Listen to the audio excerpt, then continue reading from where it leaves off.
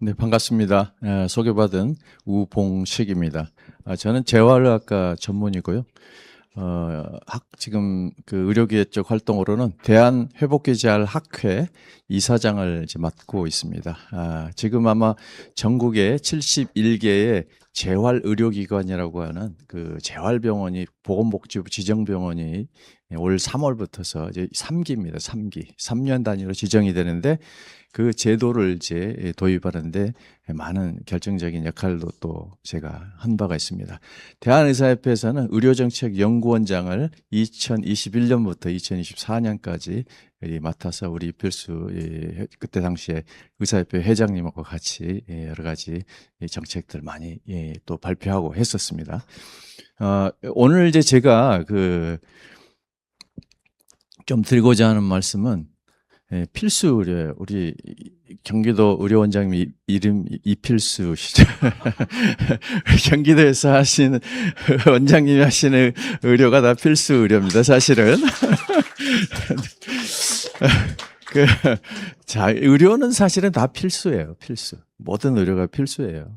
그래서 그 필수를 어떻게 정의하냐가 굉장히 또 중요한 이 사회적인 그런 뭐랄까 약간 주목을 받게 되는데요. 제가 오늘 지역 그리고 필수 두 개가 합쳐진 단어죠. 지역 필수 의료 이거에 대한 기본적인 개념 그리고 현재 우리가 할 수 있는 것이 뭐고 할 수 없는 것이 뭔가 이제 그런 부분들을 좀 이야기해 보고자 합니다.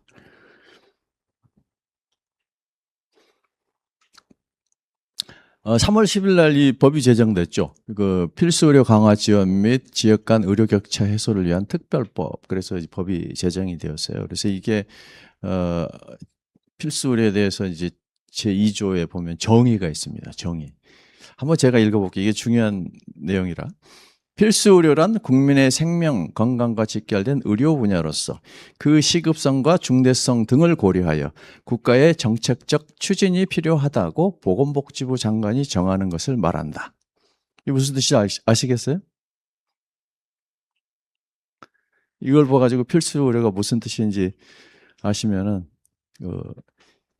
AI급이에요. 네, 정의가 보건복지부 장관께 위임해 버렸어요. 왜 이런 일이 생겼을까요? 정의하기가 어려운 거예요. 필수 의료가 뭔지를 정의하기가 어려워요. 우리 보통 의료를 잘 모르는 분이 생각할 때, 좀 소화가 안 되는 것 같아. 이게 과연 필수 의료가 맞을까요? 아닐까요? 그 정도야 지금 약국에 소화제 좀 먹지. 이게 무슨 필수 의료야. 그런데 그 사람이 위암 초기 증상으로 그런 증상이 나타났다면 그 사람은 필수 의료일까요? 아니면은 비필수 의료일까요? 그 부분에가 일반인과 전문인 사이에 간극이 있는 거예요. 사고의 간극. 의료인이 봤을 때 필수 의료를 무엇이라고 보느냐. 일반인이 봤을 때 필수 의료를 무엇이라고 보느냐. 이런 간극의 차이가 있는 것이죠.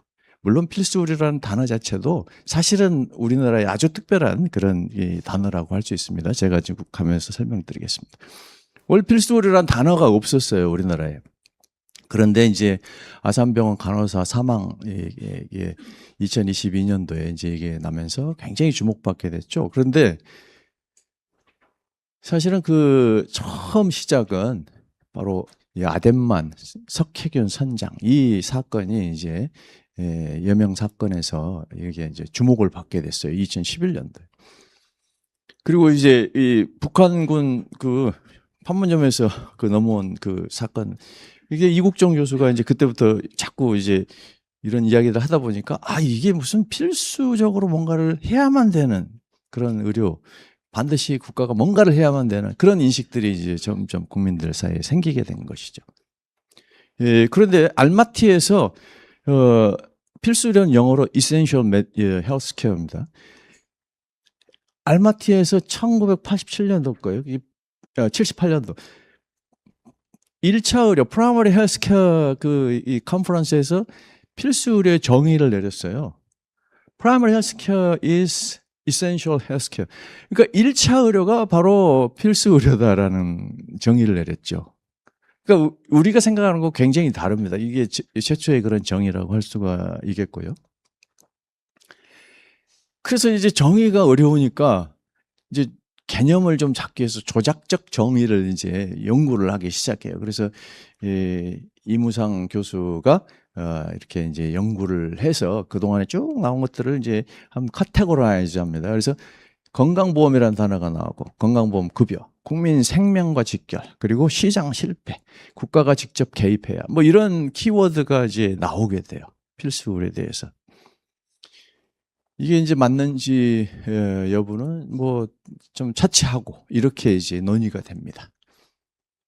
사실은 이제 필수 의료 그러면은 오바마 케어에서도 상당히 그런 것들이 많이 나오죠. 오바마 케어가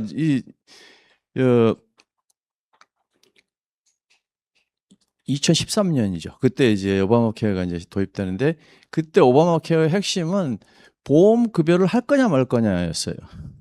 보험 급여를 얼마나 확대할 거냐. 이제 그런 부분이었기 때문에 거기에 들어오는 것들을 이제 필수 범주로 본 거죠. 그러니까 보험 급여 의료냐 이거를 이제 필수 의료의 범주로 이제 봤다고 해도 과언이 아닐 거예요. 그 필수 의료에 관해서 정부의 정책도 상당히 그 오락가락합니다. 2005년에서 한 2010년까지는 공공보건의료를 확충하자 이런 흐름이 이제 굉장히 강했어요. 그래서 어떤 때는 응급 전염병이 필수 의료다 그러다가 그 다음에는 또 소아 재활이 필수 의료다 그러다가 뭐 그렇게 굉장히 개념이 오락가락합니다. 그러다가 이제 2018년도에 그 문재인 정부죠. 여기 3대 비급여 그 이야기 하면서 이제 뭐 여러 가지 질환들을 공공의료 발전 종합 대책으로 내어 세우면서 공공의대를 이제 신설하겠다라고 해서 이제 파업이 일어나면서 이게 잘 그렇게 가는 게 안 되겠구나라고 생각해서 패러다임을 전환을 합니다. 그게 뭐냐? 공공보건의료 역량을 수행하면은 필수 의료로 봐주자. 그러고 보니까 공공보건의료는 또 뭐야?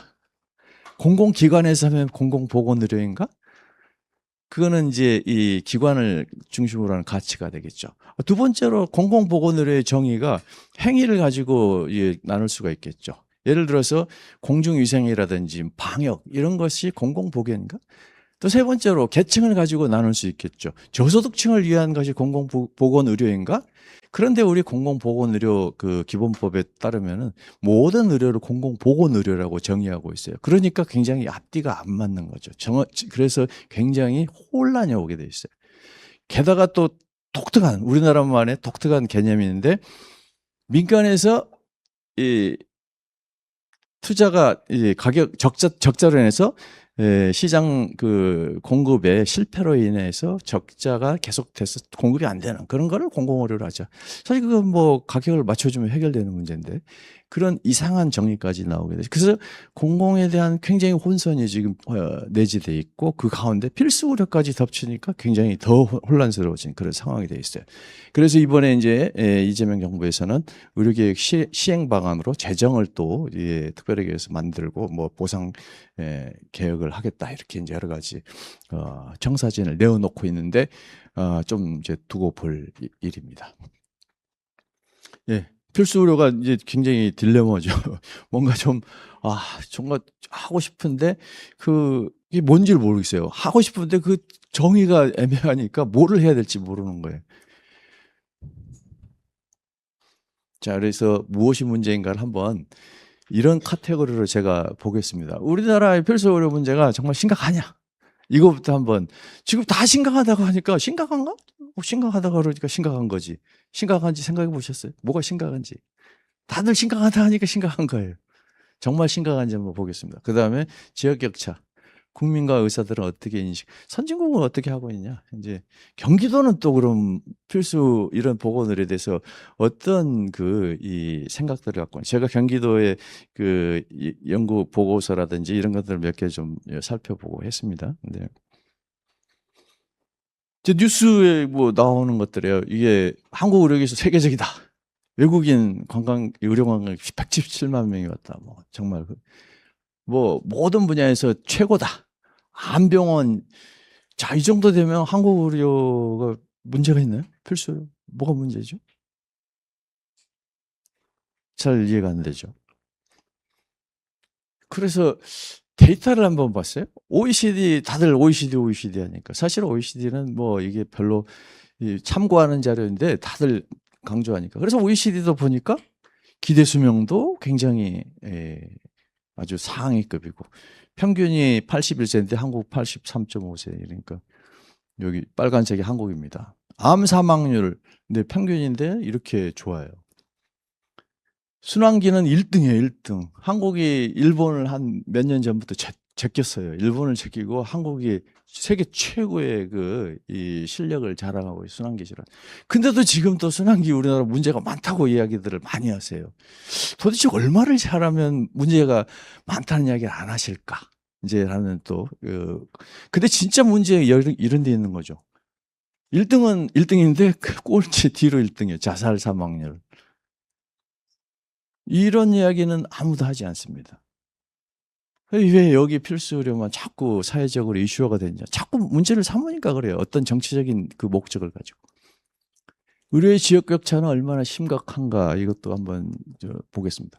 역시 헬스 데이터, OECD 헬스 데이터, 헬스 앳 글랜스 2021년에 보면은 물론 이게 뭐 통계에 대한 뭐 말은 있지만 원래 OECD 데이터 자체가 통계가 좀 말이 안 되는 내용들이 많아요. 각국마다 그 보고하는 데이터 자체가 균질하지 않습니다. 그래서 여러 가지 문제가 많아요. 그렇지만 하여튼 어쨌거나 보면은 도시와 농촌 간의 의사의 밀도가 이제 가장 그 지역 격차를 보는 기본적인 그런 여기 지표예요. 그런데 OECD에서 가장 그 격차가 적은 나라가 일본이에요.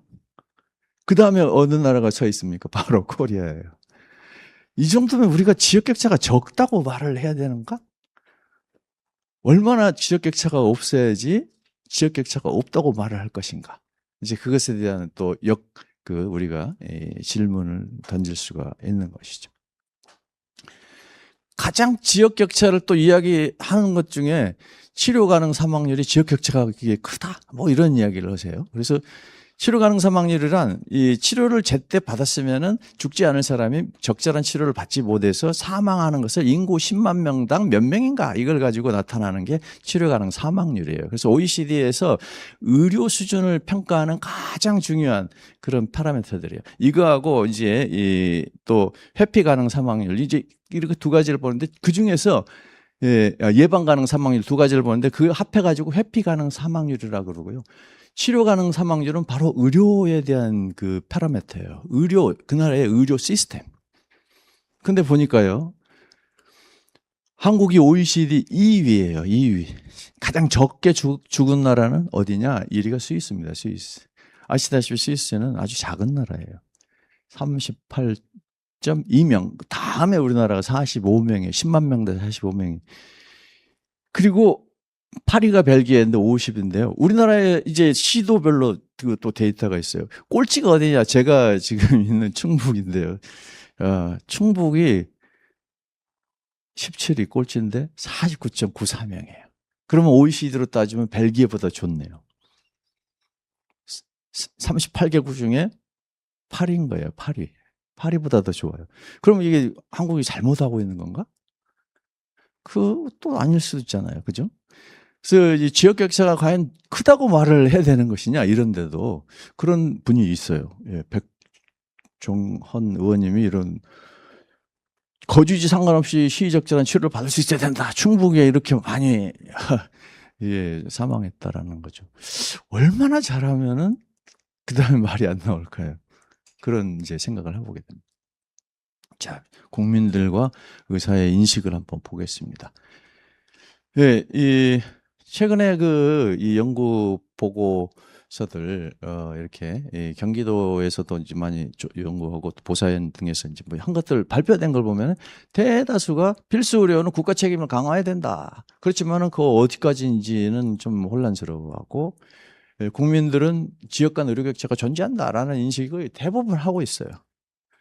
뭐, 왜? 자꾸 언론에서 그렇게 얘기하고 자꾸 정치인들이 그렇게 얘기하니까. OECD 우리 꼴찌 17개 시도에서 꼴찌인데 OECD 8위보다 나은데도 격차가 큰 것처럼 이야기하니까 그렇게 인식하는 거죠. 반면에 그저께 지방에 도저히 못 살겠다. 서울 다시 갈래? 이런 청년들 지방에 이제 나갔다가 다시 돌아오는 거죠. 이게 우리가 갖고 있는 딜레마예요.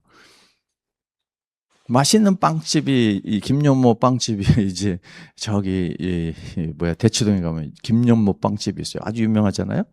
김연모 빵집을 제가 있는 그 청주에도 김연모 빵집이 있으면 좋겠다 이거예요. 또 뭐 여기 광교에도 김연모 빵집, 광고 정도면 시장성이 있어서 줄 수도 있겠어요. 하여튼 여기저기 저 시골 저기 강원도 어디까지 김연모 빵집이 있었으면 좋겠다는 거예요. 그게 가능한 이야기일까? 라는 생각을 이제 해볼 필요가 있는 거죠. 굉장히 필수에 대한 그 니즈나 필요성에 대한 인식은 높은데 이것이 과연 정확한 사실에 기반인 것인가? 이것은 또 다른 문제라는 말씀을 드리겠습니다. 자, 이런 현상들을 보면은, 이제 국민들이 필수에 대해서 갖고 있는 굉장히 복잡한 그런 그 마음 구조를 알 수 있어요.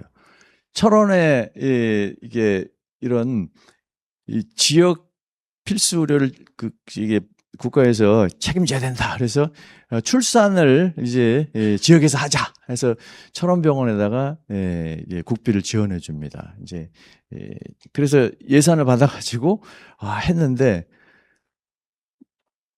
결과가 어떻게 됐냐? 2022년도 철원에 신생아 271명이 출생했는데 실제로 그 병원에서 출생한 아이는 31명밖에 안 됐어요. 나머지 어디 갔냐? 다 수도권 내지는 큰 병원으로 갔죠. 자, 여기 이런 것들을 정확한 포인트들을 잘 이제 잡아야 됩니다. 왜 산모는 수도권으로 갑니까? 김연포 빵집을 찾아간 거죠. 왜? 갈 수 있으니까. 내가 만약에 갈 수 없는 상황이라면 김연포 빵집을 못 가요. 그런데 내가 걸어갈 수 있거든. 출산은 날짜가 정해져 있다는 이야기예요. 자, 이 부분들을 잘 이제 머리에 제가 지금 좀 강조하는 이야기. 이따가 이게 우리가 뭘 해야 될지와 연결이 되어 있기 때문에 제가 말씀드리는 거예요. 출산을 하기 위해서 정해진 날짜에 이동할 수 있다는 거예요, 산모들은. 그런데 산부인과를 각 지역마다 다 지으면 어떻게 되겠냐는 거죠. 자원의 낭비일까요? 김연모 빵집을 저쪽 그 속초 어디다가 그걸 크게 만들면 어떻게 될까요? 그 빵이 팔릴까요? 강원도 홍천에서 비슷한 그 지원이 있었는데 6개월 만에 문 닫았어요. 자, 이분은 이제 목포에 계시는 영암 무안, 그러니까 목포에 계신 분이더라고요. 근데 아마 아버님께서 서울대병원에서 수술을 받으신 것 같아요. SNS에 이런 것들을 올려놨어요. 그래서 막 서울대병원에 가서 뭐 교통도 어렵고 뭐 여러 가지 입원이 길어지면 뭐 생활도 어렵고 뭐 그래서 서울대병원이 우리 동네에 있었으면 좋겠다는 거예요. 김연모 빵집을 목포 무안에도 만들어주면 좋겠다는 이야기예요. 서울대병원을 몇 개를 만들어야 될까? 그 서울대병원을 몇 개를 만들면 그게 지금 서울에 있는 서울대병원으로 같은 질을 유지할 수 있을까? 그러면은 전남대병원은 도대체 뭔가? 자, 대한민국의 서울대병원을 갈 수 있는 이 집단은 120명이에요. 의사 중에서 최고의 두뇌라고 120명인데 서울대병원을 TO를 1000명으로 만들면 그게 서울대병원이 아니잖아요. 그 품질이 유지되겠냐는 거예요. 그런데 이제 이분의 SNS다가 누가 여기다가 아주 팩폭을 했어요. 공감합니다. 근데 정말 큰 병이 벌 때 과연 사람들이 서울이 아닌 지방에서 치료를 받으려 할까요? 저는 아니라고 봅니다. 결국 서울 큰 병원 찾을 겁니다. 라고 이제 팩폭을 하는 거죠. 이제 이것이 우리가 갖고 있는 그 이중 구조 그리고 생각해야 될 부분이 필수 의료와 우리가 무엇을 해야 될 것인가. 자, 이래서 필수 의료에 대한 인식 조사를 의사들과 국민에 대해서 제가 이제 연구원장 할 때 한번 했습니다. 이게 한국 리서치에다가 의뢰해서 이제 했던 거예요. 그런데 자, 의사들을 1,159명, 국민 1,000명을 대상으로 이렇게 이제 설문을 해보니까 필수 의료라는 단어를 들을 때 무슨 생각이 떠오르십니까? 라고 했을 때 의사는 생명, 이런 단어가 먼저 떠올랐어요. 그런데 국민들은 굉장히 다양했는데 가장 먼저 건강보험. 필수 의료를 나 보험 커버 해줄 거냐? 이제 이게 떠오른 거죠. 그 각자의 그 관점과 이해관계가 이제 만난 거예요. 국민들은 필수 의료 그러면 내가 혜택을 볼 수 있는 의료로 보고 있는 그런 개념인 거고, 의사들은 그래도 필수 의료 그러면 뭔가 좀 생명을 뭐 살리고 이런 쪽에 관심을 두게 되는 거죠. 원인은 뭐냐, 이렇게 인력 부족이 있는데, 그러니까 의사들은 첫 번째가 의료수가, 두 번째가 사고였어요. 의료 사고. 그런데 국민들은 이제 의사들이 부추하다라는 인식을 갖고 있기 때문에 업무 부담이 많아서 기피한다라고 이제 이렇게 또 인식을 하고 있는 거예요. 서로 굉장히 인식의 괴리가 있는 것을 알 수 있어요. 국가 지원을 어디로 해줬으면 좋겠냐라고 하니까 의사들은 의료 행위, 특정 행위, 어떤 예를 들어서 뇌수술 하면 뇌수술 그 행위 해달라는 거예요. 그래야지 그 행위를 충분히 이제 적절하게 할 수 있겠다라는. 반면에 국민들은 질환을 해야 돼. 내가 무슨 질환이니까 그거 해달라는 이야기죠. 그런데 위암이라도 어떤 사람은 멀쩡하게 다 잘 살고요. 어떤 사람은 그냥 급격히 나빠져 죽을 수 있어요. 그럼 똑같이 그걸 필수 범주로 해서 건강보험을 해달라는 이야기죠, 국민들. 그러니까 두 가지의 이 개념이 이렇게 상당히 큰 간극이 있다는 것을 말씀을 드리는 겁니다. 제공의 우선순위에 대해서 여기서는 조금 그래도 유사하게 겹치는 부분들이 나옵니다. 우선순위로 외상, 심려혈관 뭐 이런 것을 좀 해달라는데 이제 자, 이제 상당히 괴리가 있었지만 결국 여기에서 또 만나게 되는 거예요, 서로. 이 부분을 또 유의 깊게 보셔야 됩니다. 결국 결론은 국민은 건강보험 보장성, 의사는 생명, 공통으로는 외상과 심내혈관이 이제 공통적으로 관심사항을 갖고 있다라는 이야기. 결국 이런 좀 차이가 있는 것이죠. 네 번째로 선진국들은 어떻게 대응하냐, 이걸 한번 보겠습니다. 선진국들은 말씀드린 듯이 우리와 같지 않습니다. 미리 보시면은, 자, 미국 한번 보시고, 미국이요, 제가 우리나라하고 비교하려고 실물 크기로 비교를 했어요. 우리나라의 100배 면적을 갖고 있죠. 938. 우리가 이제 거의 한 10만 정도 되는, 거의 100배 가까이.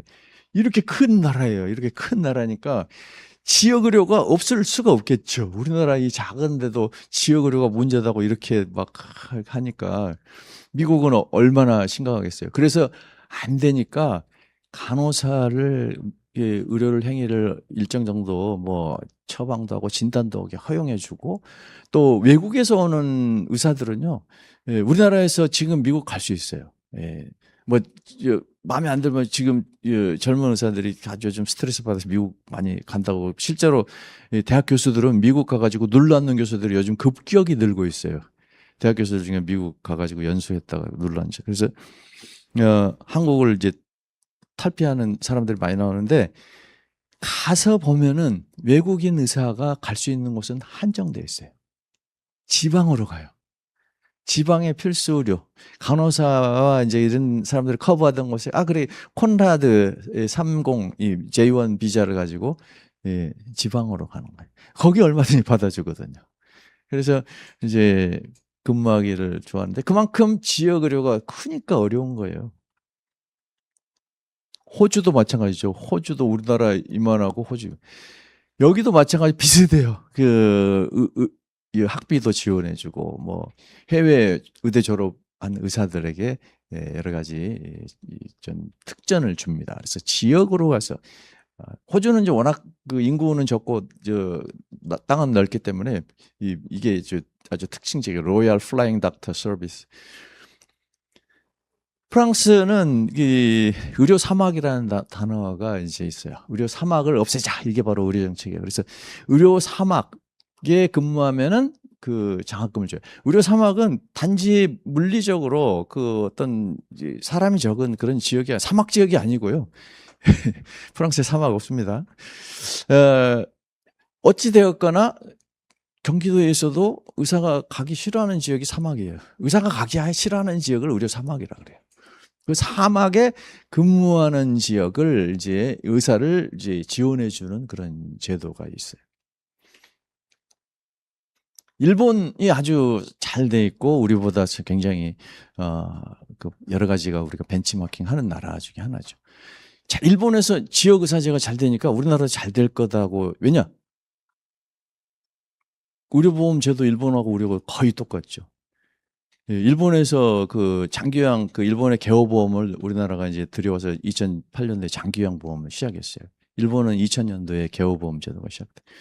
모든 게 그 비슷하게 왔으니까 저희 회복기 재활 제도도 일본이 2000년도에 우리가 2020년도에 도입됐어요. 제가 이제 그 앞장서서 그 하자고 해서 이제 도입됐는데 마찬가지로 이게 이제 일본에서 잘 되니까 우리도 잘 될 것이다라는 그 막연한 그 기대감 내지는 뭐 그런 거 가지고 시작을 합니다. 그런데 잘 생각하셔야 돼요. 일본이라는 나라는요, 절대 당일에 홋카이도에서 도쿄 와서 진료받고 못 갑니다. 저 구마모토에서 도쿄 와서 진료받고 못 가요. 우리나라는 부산에서 서울 와서 진료받고 당일날 찍고 내려갈 수 있어요. 그 차이가 엄청나게 큽니다. 일본은 지역 자치가 될 수밖에 없어요. 역사적으로도 그래요. 메이지 유신 이전에 일본은 다 그 이 번주들이 있었죠. 번 체제였어요. 그러니까 사무라이들이 다 지역 토로 번을 이루고 있었던 나라예요. 그런 나라인데 이제 미국한테 흑해 함대한테 이제 꼬리 내리고 이제 개방을 한 게 메이지 유신이잖아요. 그러다 보니 여전히 그 번들의 그 이 지역 자치에 대한 그런 욕망들이 강하니까 그래서 완전히 없애지 못하고 허용을 해주는 거예요. 자치제를. 그래서 지금 도도부 현이 그런 자치를 하고 있고 우리나라의 시도가 완전히 다르죠. 우리나라는 과거부터 중앙 이 집권이 강했어요. 마음에 안 들면 내려가서 그냥 다 쓸어버리잖아요. 그 정도로 우리 이제 가까운 나라 규모가 작다는 거죠. 그래서 좀 같은 선상에서 보기는 어렵다. 일본이 잘하고 있는 거 이건데요. 그 일본이 하고 있는 것이 지역 포괄 케어 시스템 2013년도에 이 제도가 이제 이 제도는 사실 굉장히 중요한데 오늘은 그 주제가 아니어서 제가 말씀드릴게요. 이게 너무 중요하고 앞으로 우리가 통돌을 하는 게 여기에 베이스를 두고 있어요. 통돌. 근데 통돌이 아쉽게도 실패한 영국의 커뮤니티 케어 모델로 가고 있어요. 제가 많은 여기 그 외치고 했었는데 아쉽게도 영국은 그 원래 그 1946년도에 NHS법이 통과되면서 의료와 복지를 다 국가로 바꿉니다. 소유를. NHS법이 National Health Service Act예요. 그 법에 의해서 그 법이 나오기 2년 전에 1944년도에 그 유명한 요람에서 무덤까지 그 이제 캐치프레이즈를 탄생시킨 무슨 논문이 나오죠. 베버리지 보고서. 그 베버리지 보고서에 의해서 영국이 그 현대 복지 국가를 이제 가게 됐어요. 그런데 1970년대 오일 쇼크가 오면서 영국이 맨 먼저 던져버린 게 복지였어요. 그때 웰페어 플루러리즘, 복지 다원주의가 나오죠. 그래가지고 복지를 던졌는데 끝까지 붙잡은 게 의료였어요. 그 의료를 드디어 이제 던졌어요. 왜? 코로나 때문에. 코로나 때문에 다 망가졌거든요. 100% 공공의료로 갖고 왔어요. 세금으로 NHS. 그랬는데 많은 문제가 생겨서 결국은 기법에서. 지금 엄청난 개혁을 하고 있는 것으로 알고 있어요. 그런데 이제 그 나라에서 커뮤니티 케어를 했는데 커뮤니티 케어가 딱 그 모델로 간 거예요. 완전히 단절된. 의료와 복지가 단절된. 그래서 돌봄만 있어요. 의료가 없어요. 커뮤니케이션이 잘 안 돼요. 말만 커뮤니티 케어. 그러다 보니 이제 망해가는 것을 본 거죠. 그래서 일본은 그 길을 가지 않고 통합의 길을 가요. 그래서 여기 안에 지역 포괄 케어 안에 주거, 의료, 개호, 생활 지원, 개호 예방 이 5가지 요소가 같이 가는 거예요. 이게 어느 거 하나도 빠지지 않습니다. 의료를 제외하지 않아요. 지금 우리의 통돌의 가장 큰 문제가 거기에 있어요. 통돌에는 의료가 빠져 있고 그 의료가 빠지는 순간 국민들은 매우 불안해합니다. 통돌의 핵심은 내가 내 집에서 어떻게 의료 서비스를 안심하고 받을 수 있느냐가 핵심이에요. 근데 핵심을 빼버렸어요. 않고 없는 찐빵. 그게 이제 앞으로 어떻게 해결할 거니가 우리의 문제예요. 과제고. 독일도 뭐 비슷합니다. 농촌의사 할당제 뭐 이런 것들 선진국들 하는 거 보면은 대부분 이 모든 걸 다 하지 않는다라는 걸 이제 알 수 있을 거예요. 제가 쭉 말씀드리는 거. 영국 여기도 마찬가지. 영국은요, 우리가 이제 영국에서 가져와서 주치 제도를 마치 좋은 것처럼 말하는 것들을 보는데 그거 굉장히 잘못된 인식이에요. 영국 주치의 그 기능 중에 뭐 기능이 있어요? 게이트 키퍼 기능이 있어요. 아니, 문을 자유롭게 드나들 것 같으면 왜 게이트 키퍼를 둬요? 문지기를 왜 둡니까? 그냥 문 열어놓지. 우리나라는 지금 문이 열려있는 의료죠. 아무 때나 내가 가고 싶으면 동네 의원 가서 진료 받는 거예요. 그게 열려있는 제도고, 영국은 인두제, 캐피테이션으로 의사 한 사람당 2,000, 3,000명씩으로 여기 이 포퓰레이션을 줘요. 그러니까 의사가 열심히 진료를 해서 열심히 환자를 돌볼까요? 안 볼까요? 절대 볼 일 없어요. 영국 의사들 이 환자 안 봅니다. 하루에 10명 보면 많이 봐요. 제 아내가 젊었을 때 영국 가서 직접 경험도 했는데 정말 의사 보기 힘들어요. 왜? 의사 진료를 하나하나 매년 나에게 정해진 샐러리가 들어오거든요. 열심히 할 필요 없어요. 가서 열심히 테니스 치면 되는 거죠. 그래서 이제 그 게이트키퍼를 하려고 의료 이용을 억제하려고 만들어 놓은 게 바로 주치의예요. 근데 우리는 대한민국의 이런 착한 의사들이 내 집까지 딱 찾아가서 진료를 해주는 주치의로 환상을 가지고 있어요. 그런 주치의는 세계에 없습니다. 조금 비슷한 게 일본의 가카리츠케, 일본의 주치의 비슷한 그런 개념이 있어요. 그런데 그것은 조금 다른 개념이에요. 자, 마지막으로 경기도는 어떤 문제가 있을까요? 경기도 그 이런 연구원에서 뭐 이런 보고서들도 있고 보니까 남북 의료 격차를 이야기합니다. 물론 이쪽 종합병원의 북부에는 없다라는 이야기예요. 응급의료기관이 5개에는 전혀 없다. 취약지도 5개. 그리고 우리 지사님께서도 이런 이제 공약 내지는 정책을 펼치고 계시더라고요. 이제 여기에서 지금까지 쭉 제가 설명을 했으면은 우리가 보고 있는 관점이 과연 올바른가에 대해서 이제 한번 짚어볼 필요가 있는 거죠.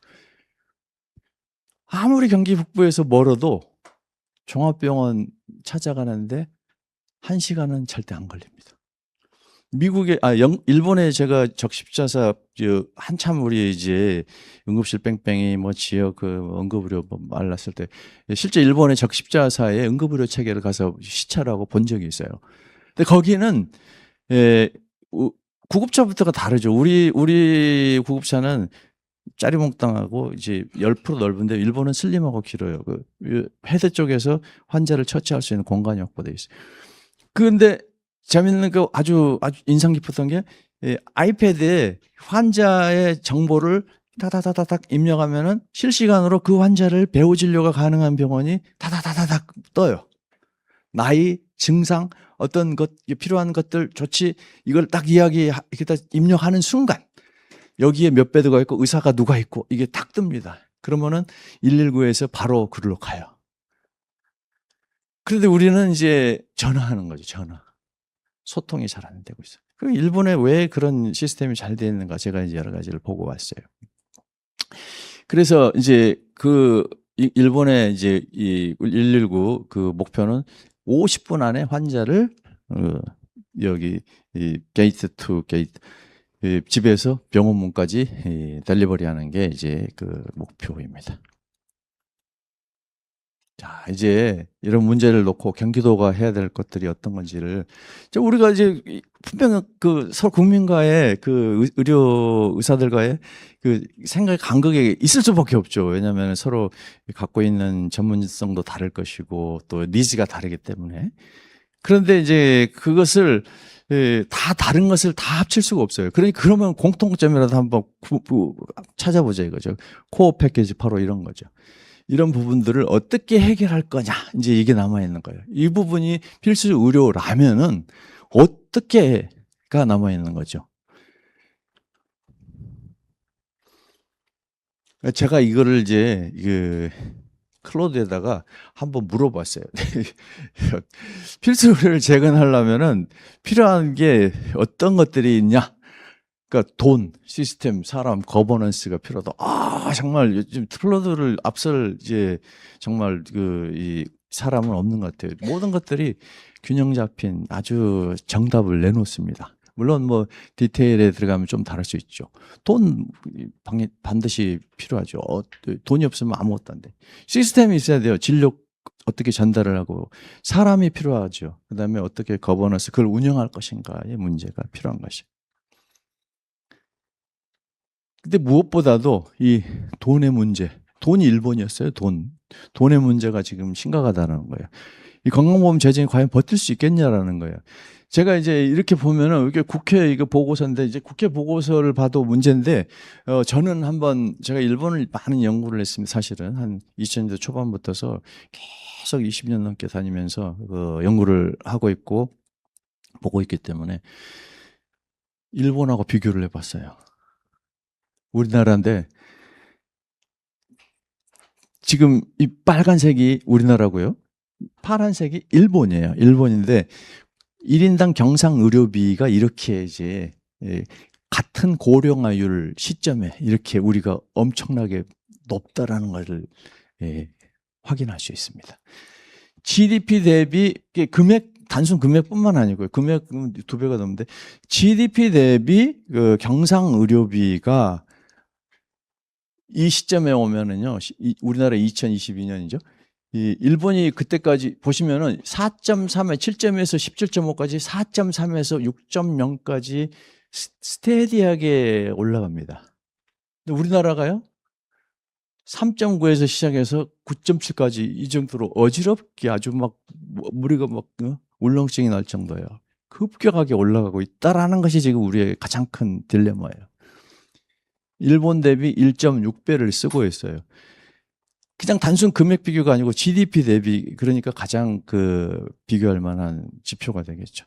물론 2023년도에 조금 다시 내려가긴 했습니다. 그렇지만은 전체적인 추세는 우리가 분명 일본보다 1인당 이 의료비를 많이 쓰고 있다. GDP 대비. 그리고 그 쓰는 정도가 상당히 앞으로 지속하기 어렵다. 여기 의료 시스템을 그런 염려를 느끼게 한다라는 것이 우리가 이제 직시해야 되는 문제예요. 그럼 이런 전제하에서 뭐를 하는 것이 우선순위겠냐라고 다시 제가 클로드한테 한번 물어봤더니 영순위가 건보지출 구조개혁을 하라라고 이제 이야기합니다. 그 다음에 1순위는 심내혈관, 2순위가 응급의료, 3순위가 재활의료예요. 제가 말도 안 했는데 재활의료를 다 꼽아내더라고요. 야, 이 클로드가 정말 이제 통찰력이 있구나. 왜 제가 재활학과 전문이라서 그런 게 아니고 실제 일본에서는 재활의료가 지역의료의 핵심으로 지금 계속 성장했습니다. 2000년대에 회복기 재활 제도가 들어섰는데 자, 지역에서 남아서 노인과 장애인을 케어하는 병원이 재활병원만 있는 거예요. 왜냐면은 저기도 좀 좋은 병원들은 아무래도 좀 더 대도시로 가잖아요. 그런데 지역의 노인과 장애인은 못 가요. 아파도 멀리를 못 가. 그러면은 거기에서 뭔가 남아서 해결해 줄 수 있는 병원이 필요했는데 그것이 바로 회복기 재활병원이었던 거죠. 우리나라도 지금 71개가 지정이 되는데 앞으로 그게 점점 늘어나면서 지역에서 통합돌봄에서 방문재활, 방문진료 이거를 할 수 있는 이 거점 기관으로 남게 될 것으로 이제 예측을 하고 있죠. 그래서 3위가 이렇게 됐어요. 분만 소화보다 더 우선순위를 꼽고 있더라고요. 그래서 제가 야 이게 클로드가 정말 보통이 아니구나. 상당한 이 데이터와 이런 통찰력을 가지고 보는구나라는 것을 제가 다시 한번 인식하게 됐습니다. 경기도 그러면 뭘 할까요? 제가 종합적으로 말씀드리면 이것을 이제 보면서 뭘 해야 될까를 한번 보시면 여러분들 생각해 보시죠. 서울이라는 아주 최고 우리나라 전 세계에서도 아주 오고 싶어하는 도시. 인천이라고 하는 급성장하는 도시 또 이를 품고 있습니다. 경기도가.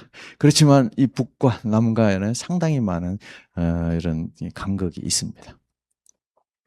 제가 제안하고 싶은 거는 두 가지를 하자. 첫 번째 응급의료예요. 응급의료는 거기서 해결 안 하면은 안 되는 문제가 생기죠. 죽고 사니까 당장에. 이 심각한 더 큰 장애가 남기게 되거나 뭐 그렇게 되니까 응급의료는 반드시 지역에서 해결해 줘야 되겠다라는 거예요. 응급의료. 제가 이제 뭐 미국도 있고 영국도 있고 의료 시스템, 응급의료 시스템을 제가 다 좀 살펴봤어요. 그랬더니 일본의 메디컬 컨트롤이 굉장히 잘 돼 있더라. 메디컬 컨트롤 협의회.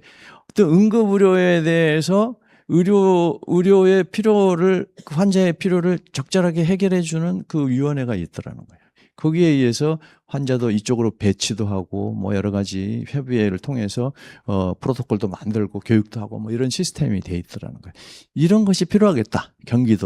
경기도청 산하에 예를 들어서 이런 메디컬 컨트롤이라는 그런 조직이 하나 생겼어요. 지금 응급의료과도 있잖아요. 이제 서로 신설하신 것 같은데 거기에서 이런 이제 과에서 직접 하기는 어려우니까 그 전문가들을 이렇게 가지고 구성을 해서 이런 협의회를 하나 만들면은 응급의료에 지역마다 필요한 것들을 할 수 있어요. 예를 들어서 경기 남부에서의 응급의료하고 경기 북부에서의 응급의료가 다를 수 있어요.